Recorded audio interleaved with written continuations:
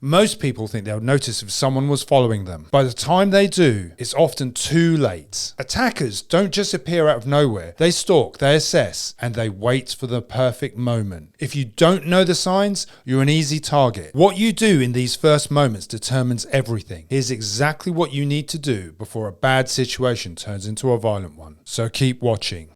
Number 1, stay aware. Most victims realize too late. They ignore the warning signs. The key isn't just to look around, it's knowing what to look for. Here's how to spot red flags before the situation escalates. Take note of the person's appearance, clothing, and any other relevant details. This information can be crucial at a later stage. Staying aware of your surroundings is a crucial aspect of personal safety, especially when you suspect someone is following you. Now, being aware is about observation. Actively observe the people around you and your environment and anything unusual or concerning. Engage all your senses, not just sight. Listen for footsteps, any other sounds that may indicate that someone's following you. Trust your instincts. If something feels off, it probably is, and you should pay attention. Use reflective surfaces, windows, storefronts, anything to check that someone is behind you. The advantage is that this can be done without directly turning around and potentially alerting that person. You should also look for patterns. Be attentive to any patterns in the person's behavior. Are they consistently maintaining a certain distance from you? Are they making the same turns as you are? Patterns determine if the person's genuinely following you or if it's a coincidence. Number 2, the easiest way to test if you're being followed. Change your route. Most people make one crucial mistake here. They think sticking to the main road is enough, but there's a smarter way to confirm whether someone's on your back. Make spontaneous and unpredictable changes to your route. This could include turning down a different street or changing your mode of transportation. What about circling back? If you suspect someone's following you, consider doubling back on your route. Change your walking pace periodically. If the person continues to follow you, it may be a sign that they're intentionally trailing you. Now, it's obvious to stay in well-lit areas, but choose wisely, especially at night time. Well-lit areas can deter potential threats, but also make it easier for you to assess your surroundings. You should try to blend in. Change your walking pace and style to blend in with the crowd. If someone is purposely following you, altering your behavior might disrupt their intentions. But remember, you have to stay vigilant. Keep an eye on the person you suspect that's following you, but avoid direct confrontation if you can. Now, if you're unsure of alternative routes, use navigation apps on your smartphone to guide you through different paths. But don't allow your phone to distract you. Remember, the goal is to assess whether the person behind you is genuinely following you, or if it's a coincidence. Changing your route allows you to observe the other person's actions and make decisions based on their behavior. And that's what's important here. Number 3, most people think ducking into a store or a cafe makes them safe. But here's what you need to do once you get there to actually lose someone following you. Choose a busy location that's well populated and has a lot of foot traffic. Once you're in a public place, position yourself where you are easily visible to others. Try to blend in with the crowd. This can involve sitting in a cafe, browsing in a store, or joining a group of people. Doing so may discourage a person, but stay alert, keep an eye on your surroundings, and avoid isolation.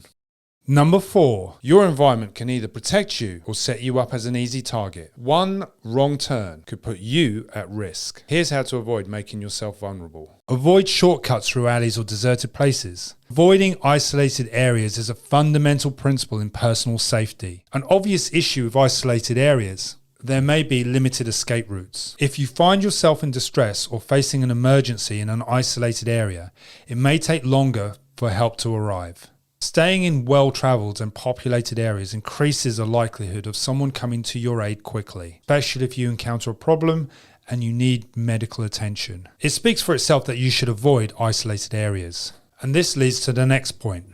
Number 5, your home should be a safe place. But if you make this mistake, you could be leading a threat straight to your front door. Here's what to do instead. Go to a public place. Avoiding going home when you suspect someone's following you is a precautionary measure to protect your personal safety and the security of your home. And for many people, it might be an instinctive place to run to, but don't. If someone's following you with bad intent, leading them to your home can disclose your address, making you and your property more vulnerable. Besides, you need to protect your loved ones.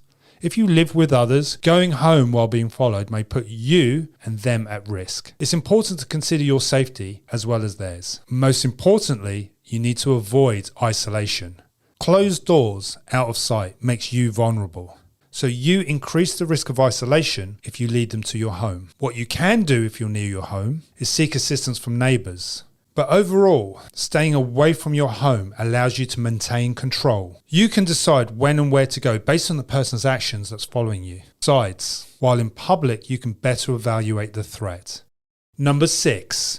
Contact someone. Being alone makes you vulnerable. The second you suspect a threat, you need to change that. But how you do it matters. Here's the right way to alert someone without escalating the situation. Contacting someone is a crucial step if you suspect someone is following you. You should share your location. This day and age, there are many apps that you can share live locations as well. This is handy. You should also provide details. Clearly communicate the situation to the person you contact. Describe why you believe someone is following you, what actions have been taken, and any other relevant details. If you're in a public place, stay on the line.